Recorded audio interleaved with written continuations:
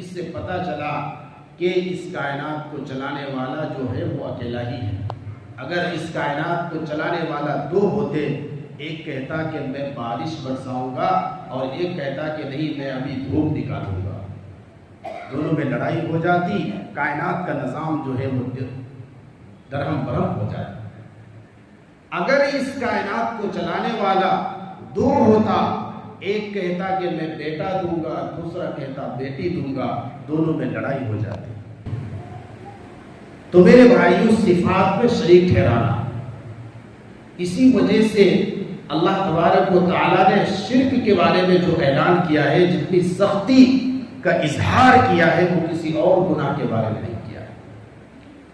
ان اللہ لا یغفر ان یشرک بہ ویغفر ما دون ذلک لمن یشاء۔ اللہ تعالیٰ مشرک کو کبھی معاف نہیں کرے گا، اور شرک کے علاوہ جس کو چاہے گا اپنے فضل سے معاف فرما دے گا۔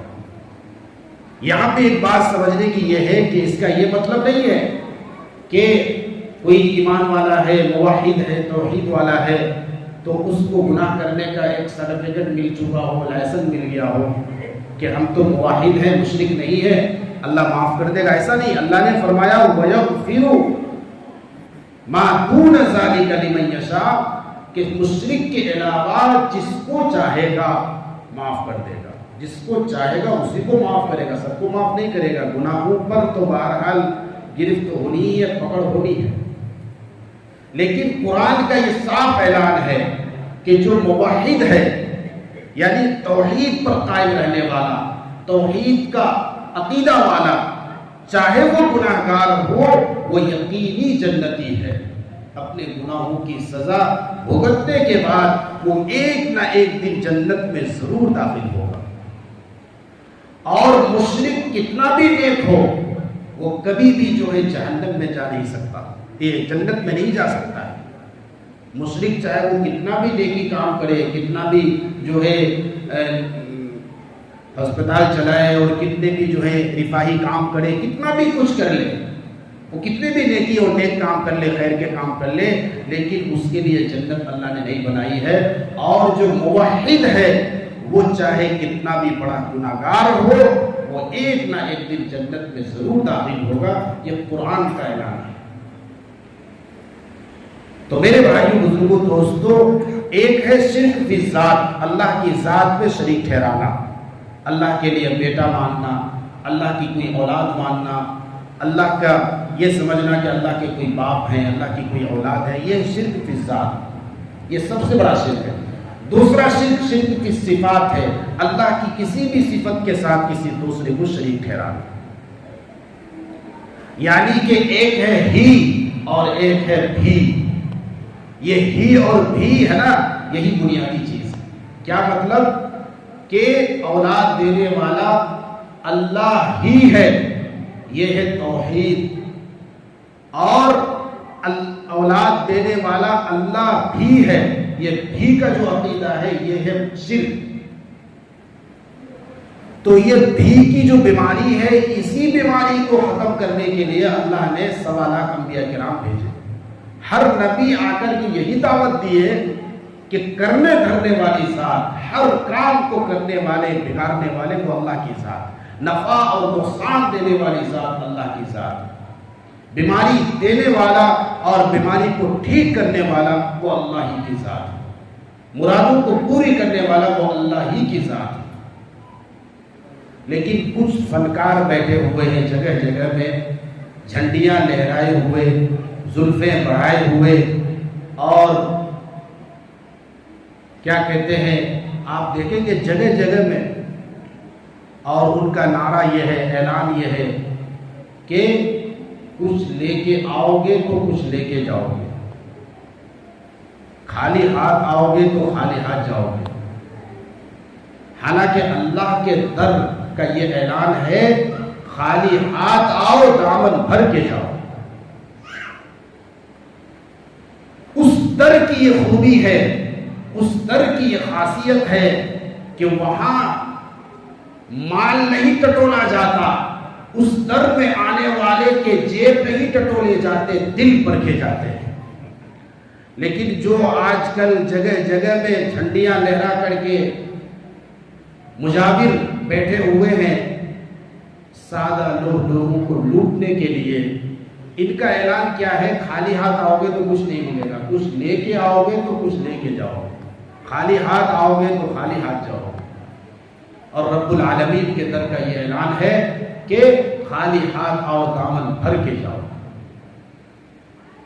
دنیا کے لوگوں کا یہ حال ہے کہ دنیا کے لوگوں کے سامنے ہاتھ پھیلاؤ تو وہ ناراض ہو جاتا ہے. رب العالمین کے در کی خصوصیت ہے وہ نہ مانگنے والے سے وہ مانگنے والے سے خوش ہوتا ہے, نہ مانگنے والے سے ناراض ہوتا ہے. دنیا والے کے سامنے ہاتھ پھیلاؤ گے, منہ بنا دے گا, چہرہ بگاڑ لے گا, ناراضگی کا اظہار کرے گا. لیکن رب العالمین کے در کا کیا ہے میرے بھائیوں؟ وہاں نہ مانگنے والے سے وہ ناراض ہوتا ہے, مانگنے والے سے وہ خوش ہوتا ہے. ان الذین یستکبرون عن عبادتی, اللہ نے فرمایا کہ جو مجھے پکارنے سے گریز کرتے ہیں, اعراض کرتے ہیں, مجھے پکارنے سے بھاگتے ہیں, انکار کرتے ہیں, سیدخلون جہنم داخرین, ایسے لوگوں کو ہم منہ کے بل اوندے گرا کر کے ذلیل کر کے جہنم میں ڈالیں گے. تو میرے بھائیوں, بزرگوں, دوستوں, مشکل کشا, حاجت روا اور مرادوں کو پوری کرنے والا وہ اللہ کی ذات ہے. مشکل کشا وہ ہوتا ہے جس پر کبھی مشکل نہ آئی ہو. حاجت روا وہ ہوتا ہے جس پر کبھی کوئی ضرورت نہ پیش آئی ہو, جس کو کبھی کوئی تقاضا پیش نہ آئی ہو, پریشانی پیش نہ آئی. حضرت آدم علیہ السلام و تسلیم جو سب سے پہلا نبی ہے, ان پر بھی پریشانی آئی, ان پر بھی حالات آئے. اور جب ان پر پریشانی آئی, حالات آئے, تو رب العالمین کے سامنے ہاتھوں کو اٹھایا اور اسی کے سامنے اپنے ہاتھوں کو پھیلایا, اپنے دامن کو پھیلایا اور کہنے لگا ربنا ظلمنا انفسنا وان لم تغفر لنا وترحمنا لنکونن من الخاسرین. جو لوگ اللہ کو چھوڑ کر کے کسی اور کے سامنے سجدہ کرتے ہیں, اللہ کو چھوڑ کر کے کسی اور کے سامنے جا کر کے اپنی مرادیں پوری کرنے کے لیے نظر و نیاز مانتے ہیں, چادریں چڑھاتے ہیں, کیا کیا خرافات کرتے ہیں, ذرا وہ اپنے ضمیر کو, اپنے دل کو جج بنا کر کے ذرا اس سے پوچھے, ذرا تنہائی میں پوچھے کہ جس کے پاس تم جا رہے ہو اپنی حاجت روائی کے لیے, اپنی پریشانی کو دور کرنے کے لیے, ارے اس پر کبھی پریشانی آئی یا نہیں, ذرا یہ بھی تو معلوم کر لو. مشکل کشا میرے بھائی وہی ہوتا ہے جس پر کبھی مشکل نہ آئی. آدم علیہ السلام پر مشکل آئی, مشکل آنے پر وہ کس کو پکارا؟ اللہ کو پکارا, اسی رب العالمین, اسی وحدہ لا شریک کو پکارا. وَذَنُّونِ إِذْ ذَهَبَ مُغَاضِبًا فَظَنَّ أَن لَّن نَّقْدِرَ عَلَيْهِ فَنَادَىٰ فِي الظُّلُمَاتِ. اور تذکرہ کیجئے میرے اس یار کا جو اپنے گاؤں والوں سے تھوڑا ناراض ہو کر کے, روٹھ کر کے گاؤں والوں سے چلے گئے. حضرت یونس علیہ السلام گاؤں والے سے روٹھ کر کے وہ چلے گئے اور پھر وہ آزمائش میں آ گئے, اللہ کی طرف سے امتحان میں آ گئے. فنادا فی الظلمات, سمندر میں, سمندر کی گہرائی میں چلے گئے. سمندر کی گہرائی, سمندر کی تاریکی, کئی تاریکیوں میں پھنس گئے. ایک سمندر کی تاریکی اور ایک رات کی تاریکی, ایک مچھلی کی پیٹ کی تاریکی, کئی تاریکیوں میں پھنس گئے. ان تاریکیوں میں اس نے کس کو پکارا؟ اللہ الہ الا انت سبحانک انی کنت من الظالمین.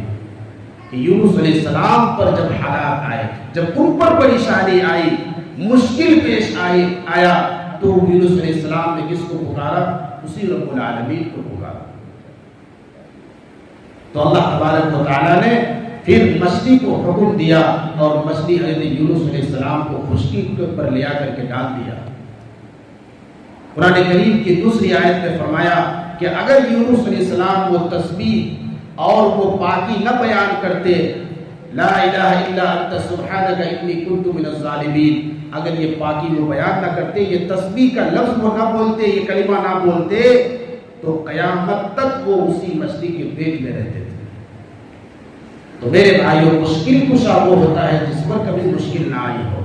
انبیاء علیہ الصلوۃ والتسلیم پر مشکلیں آئی ہیں، ان پر بھی پریشانیاں آئی ہیں، خود ہمارے نبی صلی اللہ علیہ وسلم پر حالات آئے، پریشانی آئی، جو سارے نبیوں کے امام، سارے نبیوں کے نبی تھے، ان پر بھی حالات آئے۔ حضرت علی رضی اللہ تعالیٰ عنہ پر حالات آئے۔ بعض لوگ کہتے ہیں علی کو مشکل کشا کہتے ہیں۔ اگر علی مشکل کشا ہوتے تو اپنے دونوں لخت جگر حسن حسین پر جو شہادت کا مشکل مرحلہ پیش آیا، اس مشکل کو وہ دور نہ کرتے۔ میرے بھائیو، بزرگوں، دوستو، یہ ہمیں سمجھنا ہوگا کہ اللہ تبارک و تعالیٰ نے صاف یہ اعلان کر دیا ہے کہ اللہ تبارک و تعالیٰ شرک کو کسی بھی حالت میں معاف نہیں کر سکتا۔ اس لیے شرک سے بھی بچنا اور شرک کی طرف لے جانے والی ہر ایسی چیز، شرک کی طرف لے جانے والے ہر ایسے راستے سے ہمیں اپنے آپ کو بچانا ہوگا۔ کیوں؟ اس لیے کہ اللہ تبارک و تعالیٰ نے شرک کے بارے میں یہ اعلان کر دیا کہ من یشرک باللہ فقد حرم اللہ علیہ الجنہ، جس نے اللہ کے ساتھ شرک ٹھہرایا ہمیشہ کے لیے جنت اس پہ حرام۔ حضرت نوح علیہ السلام کے بیٹے کنعان، اس نے اپنے والد پر، وقت کے نبی پر ایمان نہیں لایا، اللہ کے ساتھ شرک کیا اور انکار کر بیٹھا، مشرکوں کے صف میں چلا گیا، کافروں کے صف میں شامل ہو گیا، تو اللہ کی طرف سے جو عذاب اترا، اس عذاب کا وہ شکار ہو گیا۔ جب وہ اس کا بیٹا ڈوبنے لگا، حضرت نوح علیہ السلام کا فرزند اور بیٹا جب ڈوبنے لگا، تو نوح علیہ السلام نے یہ دعا کی، ان ابنی من اہلی وان وعدک الحق وانت احکم الحاکمین، اے رب العالمین، یہ میرا بیٹا ہے اور ڈوبنے جا رہا ہے، ہلاکت کے قریب ہے، ہلاک ہو جائے گا، اس کو بچا لیجیے، یہ میرے اہل و عیال میں سے ہے۔ تو اللہ نے کیا فرمایا؟ یا نوح انہ لیس من اہلک، اے نوح، یہ تمہارے حقیقی اہل میں سے نہیں ہے، کیونکہ نبیوں کی جو نسل ہے اور نبیوں کی جو اولاد ہوتی ہے، نبیوں کی نسل نطفے کی بنیاد پر نہیں چلا کرتی ہے، نبیوں کی نسل اس پر ایمان لانے کی بنیاد پر چلا کرتی ہے۔ یہ ظاہری طور پر تمہارا اہل تو ہے، لیکن چونکہ تجھ پر ایمان نہیں لایا اور تیری نبوت کو نہیں مانا اور میرے رب ہونے پر ایمان نہیں لایا، رسالت کا انکار کیا، توحید کا انکار کیا، اسی وجہ سے یہ تمہارے نسل میں سے نہیں ہے، یہ تمہارے اہل میں سے نہیں ہے۔ نبیوں کی جو نسل چلتی ہے وہ ایمان اور یقین اور عمل صالح کی بنیاد پر چلتی ہے۔ نبی کا ہر وہ اہل ہوتا ہے جو اس پر ایمان لاتا ہے۔ یہ ظاہری طور پر تمہاری نسل سے تو ہے، لیکن یہ حقیقی تمہارے اہل میں سے نہیں ہے۔ انہ عمل غیر صالح، اس کا عمل ٹھیک نہیں ہے، اس کا عقیدہ ٹھیک نہیں ہے۔ فلا تسألنی ما لیس لک بہ علم انی اعیذک ان تکون من الجاہلین، اے میرے نبی، اے نوح، یاد رکھیے آئندہ ایسے مشرکوں کے بارے میں، ایسے کافروں کے بارے میں مجھ سے درخواست مت کیجیے گا، مجھ سے سفارش مت کیجیے گا، ورنہ میں کیا کروں گا؟ آپ کو بھی اسی صف میں شامل کر دوں گا۔ انی اعیذک ان تکون من الجاہلین، میں تمہیں تاکید کر رہا ہوں، آئندہ کسی بھی مشرک کے بارے میں درخواست مت کرنا کہ کہیں آپ بھی انہی کے زمرے میں اور انہی کی صف میں شامل نہ ہو جاؤ۔ تو میرے بھائیو، بزرگوں، دوستو، آج بہت سارے لوگ، میرے بھائی، تھوڑی سی پریشانی، تھوڑا سا مسئلہ پیش آتا ہے تو فوراً اپنا عقیدہ خراب کر لیتے ہیں، اپنے ایمان کو خراب کر لیتے ہیں، آخرت کو برباد کر لیتے ہیں، اور غیر اللہ سے اس کی توجہ ہٹ جاتی ہے اور فوراً وہ کسی دربار میں پہنچ جاتے ہیں، کسی درگاہ میں پہنچ جاتے ہیں اور وہاں جا کے ان کو لوٹا جاتا ہے، اور اس طریقے سے وہ غیروں کے سامنے جا کے سجدہ کرتے ہیں، حالانکہ ہماری پیشانیوں کی، ہمارے جبین کے نیاز مندیوں کا اور عاجزیوں کا سچا کوئی مستحق ہے، سچا کوئی معبود ہے تو وہ ہمارا رب ہے، ہمارا پروردگار ہے، اس کے علاوہ ہماری یہ پیشانی کسی کے سامنے جھک نہیں سکتی، ہم کسی اور کے سامنے سجدہ نہیں کر سکتے۔ رسول اللہ صلی اللہ علیہ وسلم نے فرمایا اگر اللہ کے علاوہ کسی اور کے سامنے سجدہ کرنے کی گنجائش ہوتی تو میں بیویوں کو حکم کرتا کہ وہ اپنے شوہروں کو سجدہ کریں۔ میرے بھائیوں بزرگوں دوستوں، اپنے عقیدہ کو ٹھیک کریں۔ کرنے والی ذات اللہ کی ہے، نقصان اور نفع کا مالک اللہ ہے، بیماری دینے والا، شفا دینے والا اللہ ہے، سب کچھ وہی کرنے والی ذات ہے۔ یہ جو ہی ہے یہ ہے توحید، اور جو ہی کا جو عقیدہ رکھتا ہے وہ ہوتا ہے مشرک، یعنی شفا دینے والا اللہ بھی ہے، یہ جو بولتا ہے وہ ہو گیا تو وہ مشرک ہے یا مشرک کا بھائی ہے۔ اور جس کا عقیدہ ہے کہ شفا دینے والا اللہ ہی ہے، اولاد دینے والا اللہ ہی ہے، مشکل کشا، حاجت روا، مرادوں کو پوری کرنے والا اللہ ہی ہے، یہ ہے سچا موحد، یہ ہے سچا مومن، اور اسی کے لیے جنت ہے۔ اللہ نے موحد کے لیے جنت بنایا ہے۔ میرے بھائیوں بزرگوں دوستوں، اس لیے عقیدہ کے بارے میں ہمارا جو ہے نا صحیح ہونا چاہیے، کیونکہ اللہ تبارک و تعالیٰ اعمال میں کمی بیشی ہوگی اللہ معاف کر دیں گے، رعایت کر دیں گے، لیکن عقیدہ اگر خراب ہوگا تو یاد رکھیے عقیدے کی گڑبڑی قیامت میں، آخرت میں ہمیں بہت بڑی جو ہے پریشانی میں پھنسا سکتی ہے۔ اور یہ عقیدے کی درستگی گھر میں بیٹھ کر کے نہیں ہوتی ہے، عقیدہ کی اصلاح گھروں میں بیٹھ کے نہیں ہوتی ہے، گھروں سے نکلنا پڑتا ہے، قربانی دینی پڑتی ہے۔ بزرگوں کے لیے، نوجوانوں کے لیے، بڑوں کے لیے ہمارے اکابرین نے یہ تبلیغ کا، دعوت کا مبارک کام جو چلتا پھرتا مدرسہ ہے، اپنے گھروں سے نکلو، جاؤ پھرو، تو پھر تمہارے عقیدے کی بھی حفاظت ہوگی، تمہارے ایمان کی بھی حفاظت ہوگی، تمہارے اعمال کی بھی حفاظت ہوگی، اور اپنے چھوٹے چھوٹے جو آپ کے بچے ہیں ان کی عقیدے کی حفاظت کا بہترین ذریعہ ہمارے مساجد میں جو مکاتب چل رہے ہیں، مکتب کا سلسلہ ہے، جو مدارس ہے، یہ بہترین ان کے لیے ایک بہترین ذریعہ ہے۔